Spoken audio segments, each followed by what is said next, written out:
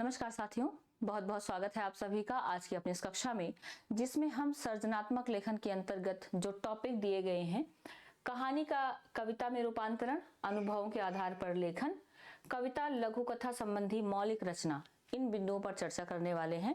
वैसे इसमें कुछ विशेष है नहीं, क्योंकि ये सृजनात्मक लेखन है, क्रिएटिव राइटिंग है। तो यहाँ से अगर कोई सवाल आएगा तो चूंकि वो आपके अनुभव पर आधारित होगा, तो इसका उत्तर आपको स्वयं ही लिखना होगा। और कुछ लोगों ने मैसेज करके ये पूछा था कि यहाँ किस तरह के सवाल आ सकते हैं, तो मैं बहुत कम शब्दों में, मतलब बहुत लंबी क्लास नहीं होगी, 5-10 मिनट में खत्म कर दूंगी।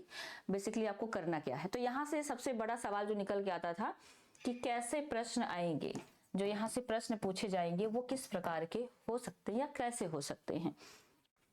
तो कहा गया है कहानी का कविता में रूपांतरण।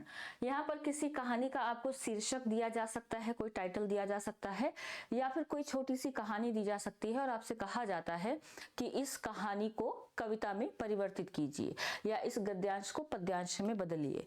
तो यहाँ तो आपको जो गद्य में दिया होगा उसको क्या करना है बच्चे, पद्य में बदलना होगा। और इसको बदलने के लिए कुछ विशेष बातों का ध्यान रखना होता है, आगे हम उस पर चर्चा करेंगे। और दूसरा जो प्रश्न आता है, अनुभवों के आधार पर लेखन। देखो, इसमें कोई यात्रा वृत्तांत आपसे पूछा जा सकता है कि भाई आपने कहीं की यात्रा की है तो आप उसके बारे में बताइए, या आपसे डायरी लेखन के बारे में पूछा जा सकता है ना। तो ये ऐसे लेखन के सेक्शन है जहां से आपके खुद के अनुभव जो हैं वो काम आएंगे। तो आपने जो अनुभव किया है उसके आधार पर आपको लिखना होगा। और तीसरा पॉइंट था कविता लघु कथा संबंधी मौलिक रचना। फिर वही बात आ गई, जैसे यहाँ पे कहानी का कविता में रूपांतरण करना था। अब मान लीजिए यहाँ कोई टॉपिक दे दिया गया, जैसे आपने 10th में देखा होगा बोर्ड की परीक्षा में आपको 3-4 टॉपिक दिए जाते हैं और कहा जाता है कि एक लघु कथा लिखिए, है ना। तो ऐसे ही बिल्कुल आपको कोई टॉपिक दिया जा सकता है और आपको कहा जा सकता है कि इस पर कोई इतने शब्दों की कविता या कहानी लिखिए।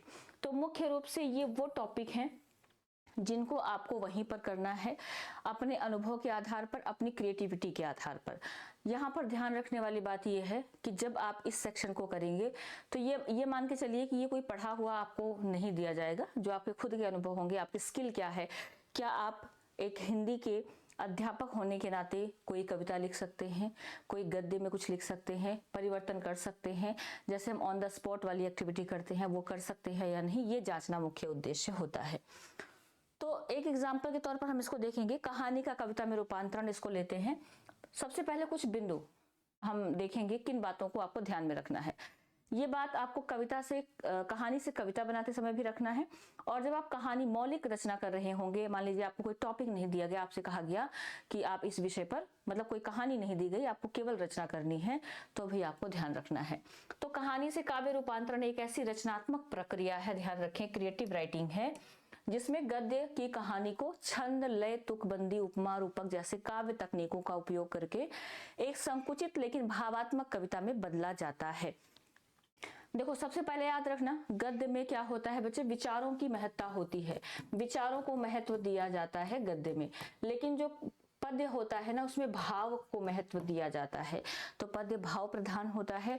अब उसमें कविता के कुछ अंग होते हैं, कुछ तत्व होते हैं, है ना। उसके अंदर सबसे पहले क्या आनी चाहिए, छंद होना चाहिए, लयात्मकता होनी चाहिए, जो आपके पद हैं उसमें तुकबंदी होनी चाहिए, उसमें अलंकार का प्रयोग हो सकता है विभिन्न प्रकार के।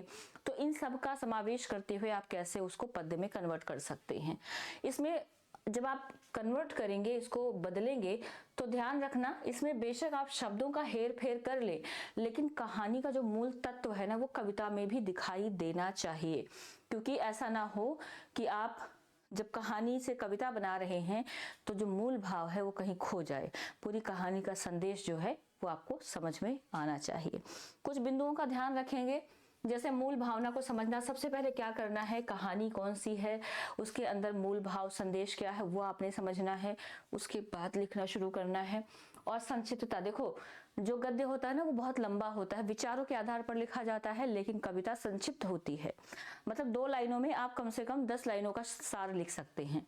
तो संक्षिप्तता पर ध्यान रखना है, घटना जो मुख्य घटनाएं हैं उन्हीं को शामिल करना है, आवश्यक जो विवरण है उनको छोड़ देना है।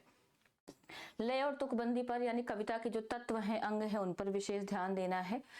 प्रतीकों का प्रयोग कर लेना है, जो पात्रों की भावनाएं हैं उनको सीधे ना कहकर विभिन्न अलंकारों के माध्यम से जो है उनको पदबंध मतलब उनको पद्य में जो है लाया जा सकता है। उसके बाद ध्यान रखना है मुख्य संवाद। ऐसा ना हो कि जब आप काव्य रूप में परिवर्तित कर रहे हैं तो मूल भाव या जो मुख्य संवाद है, बातचीत है, वो कहीं चली जाए। अच्छा, इसको करने के लिए एक एग्जाम्पल भी लिया है, आप उस एग्जाम्पल से इसको समझिए। एक कहानी आपने पढ़ी होगी, ईदगाह। सबने पढ़ी है ईदगाह कहानी, जिसमें हामिद है और हामिद जाता है ईद के मेले में। दादी उसको थोड़े से 25 पैसे देती हैं मेला देखने के लिए, लेकिन जब वो मेला देखने जाता है बहुत सारी चीजों पर लालायित होता है। उसके दोस्त बहुत सारी चीजें खरीदते हैं लेकिन वो नहीं खरीदता है। पैसे मतलब घूमता रहता है उसको लेके, उसको समझ नहीं आता लेना क्या है। और अंत में वो एक चिमटा देखता है, तब उसको याद आता है कि उसकी दादी कैसे रोटियां बनाते हुए जल जाती हैं, उनका हाथ जल जाता है। तो वो क्या करता है, चिमटा खरीद लेता है। तो कहा जाता है कि भाई इस ईदगाह को आप कहानी को काव्य में परिवर्तित कीजिए। 4 पंक्तियों में इसको देखना।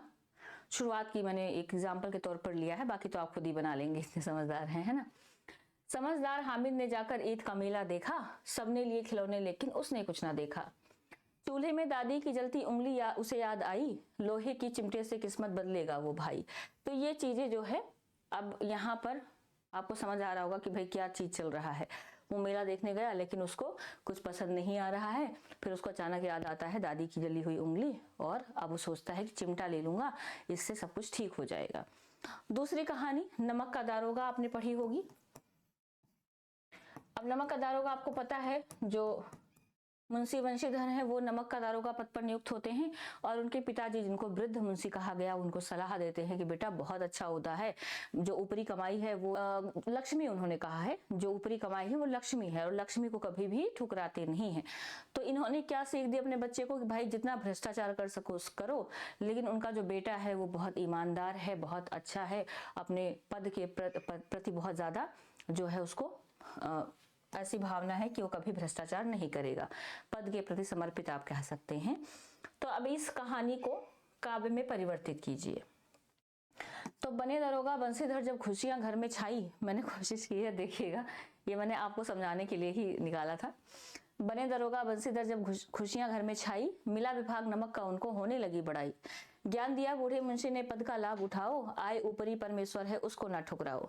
बात पिता की सुनकर भी न राह से अपने भटके, करते हैं वो कर्म निरंतर जो है सबसे हटके। कभी न लेते रिश्वत, ना ही बेईमानी में फंसते, अपने फर्ज को निभा रहे हैं वो तो हंसते हंसते। तो ये आपने देखा यहाँ पर कविता का भाव। चलिए, तो ये कविता जो है हमने कहानी से कविता में बदला, और मुझे लगता है आपको ये भाव समझ आया होगा। बाकी जो टॉपिक हैं अनुभव के आधार पर लेखन, उसमें कुछ चीजें आपको याद रखनी है। मान लीजिए यात्रा वृत्तांत में आपसे कहा जाता है या डायरी कहा जाता है, तो आपको सबसे पहले तो दिनांक बताना है, भाई कब ये लिखा गया और समय क्या है, ये 2 चीजें पहले उसमें ऐड करेंगे, उसके बाद अपना अनुभव। और ज्यादातर कोशिश करें प्रथम पुरुष शैली में, यानी मैं शैली का प्रयोग करते हुए इसको लिखा जाता है, क्योंकि आप यहाँ पर अपने अनुभव बता रहे हैं, और उसके बाद जो भी पात्र उसके अंदर शामिल होते जाएंगे आप उनको शामिल करते जाएंगे। ठीक है, जैसे डायरी लेखन में आप जानते हैं दिनांक ये, समय ये, आज सुबह उठकर मैंने ये सारी चीजें की, या आज मैंने यहाँ से यहाँ तक की यात्रा की, रास्ते में मुझे ये व्यक्ति मिले, है ना। तो ये सारी चीजें आपको खुद ही लिखनी है। सबसे पहले ध्यान रखना है प्रथम पुरुष शैली का प्रयोग करना है, भावनाओं का समावेश करना, थोड़ी इमोशंस भी आने चाहिए उसमें। घटनाएं छोटी होंगी लेकिन उनका थोड़ा विस्तृत वर्णन आपने करना है। आपको विषय का ध्यान रखना है, क्या टॉपिक दिया गया है, सबसे पहले उसको सोचना है, समझना है, फिर लिखना है।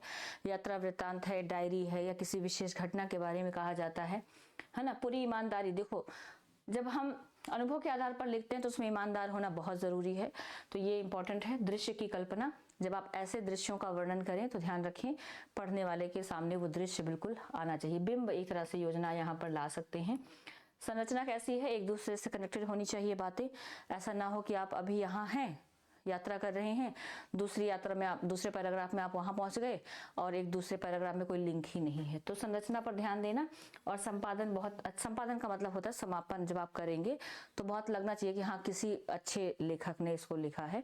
तो इन चीज़ों का आप ध्यान रखते हुए जो है अनुभव के आधार पर लेखन कर सकते हैं। तो ये बहुत आसान से टॉपिक है जिनमें आपने खुद ही करना है, यहाँ से आपको कोई कुछ करा नहीं सकता है। कुछ बातों का ध्यान रखेंगे और ये टॉपिक बहुत अच्छे से आप लोग करके आएंगे। तो आज इतना ही। बहुत बहुत धन्यवाद आप सभी का।